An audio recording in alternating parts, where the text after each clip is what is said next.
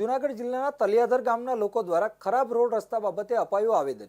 જૂનાગઢ જિલ્લા તલિયાધર ગામના લોકો દ્વારા ખરાબ રોડ રસ્તાને લઈ જૂનાગઢ જિલ્લા પંચાયત ખાતે જિલ્લા વિકાસ અધિકારીને એક આવેદનપત્ર પાઠવી તાત્કાલિક ધોરણે આ રસ્તો રિપેર કરવા માટે રજૂઆત કરવામાં આવી છે। જૂનાગઢ જિલ્લાના તલિયાધર ગામના લોકો દ્વારા ખરાબ રોડ રસ્તાને લઈ જૂનાગઢ જિલ્લા પંચાયત ખાતે જિલ્લા વિકાસ અધિકારી નીતિન સાંગવાનને એક આવેદનપત્ર પાઠવી તાત્કાલિક ધોરણે આ રસ્તો રિપેર કરવા માટે રજૂઆત કરવામાં આવી છે।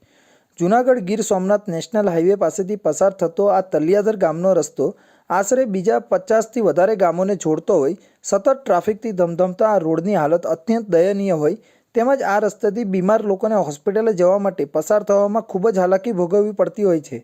ત્યારે સરકાર દ્વારા આ રસ્તો તાત્કાલિક ધોરણે રિપેર કરાવવાની માંગણી અહીંથી પસાર થતા રાહદારીઓ તેમજ ગ્રામજનો દ્વારા પ્રબળ બની છે।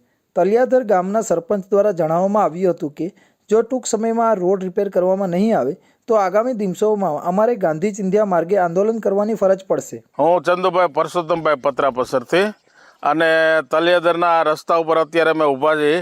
બિસ્માર હાલતમાં આજે પેઢીઓ થયા છે, પણ એના કરતાં એ મજાની વાત તો કે દુઃખની વાત કહી તો એ છે કે અમારે લોકો અમે પત્રાપસરથી જુનાગઢ જવું હોય તો અમારો વ્યવહાર એટલો બધો અહીંથી અમને સસ્તું પડે, વાંથી અમને પોસાયની ટિકિટ ભાડા અત્યારે બસોના આવક જાવક બંધ થઈ ગઈ। છેટ ઉપલેટા સરાડિયા અને છેટ પોરબંદરની લાઈન સુધી અહીં ઓછામાં ઓછા 200 ગામડાઓનો રસ્તો આ લાગુ પડે, છતાંય પ્રશાસન આનો કાંઈ ધ્યાન દેતું નથી। અમારા તલિયાધરના સરપંચો તલિયાધર ગામના પત્રાપસરના ઘણી વખત કેટલી બધી રજૂઆત કરી ચૂક્યા છે, છતાંય કોઈ ધ્યાન દેતું નથી। અમારી બેન દીકરીઓને અમારે રાત્રે અહીંથી અમારે શોર્ટ રસ્તો છે, હું પત્રાપર છું એટલે હું જો લાભની વાત કરું તો અમારી બેન દીકરીઓ રાતે 1 વાગે અહીંથી નીકળે તો એટલી બધી સલામત રહે છે કે અમે સરપંચની ઘરે જાય અને કહી ભાઈ આને કાંઈક કરાવો ને એવું બધું કરવા છતાંય પ્રશાસન આમાં વહેલી તકે કાંઈક ધ્યાન દે।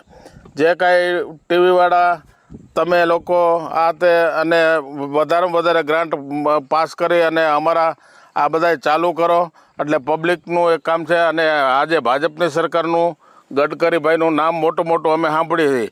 અમે ભાજપ વતી અને ભાજપના જ ગામમાં મતદાન કરીએ છતાંય અમને આટલો બધો અન્યાય શું કામ થાય? અમારા સામું ઓરમાયું વર્તન હોય એવું લાગે છે। કાનાભાઈ, મારું નામ કાનાભાઈ બાટવા છે, હું અહીં તલિયાધરનો રહેવાસી છું।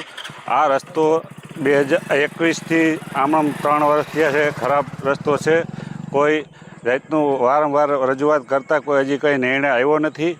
અને એવું છે આ હોસ્પિટલે માણસને લઈ જવા હોય તો અમારે એવો પ્રોબ્લેમ થાય છે કે કોઈ પુગાડવામાં કલાક વહી જાય છે, બીમારી પડે તો તકલીફ થાય છે।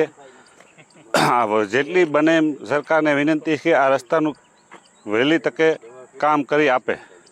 કેટલા સમયથી આ રસ્તો બંધ છે ને 3 વર્ષ ગામોને જોડતો છે? 3 વર્ષથી આ રસ્તો ખરાબ હાલતમાં છે અને 40થી 45 ગામનો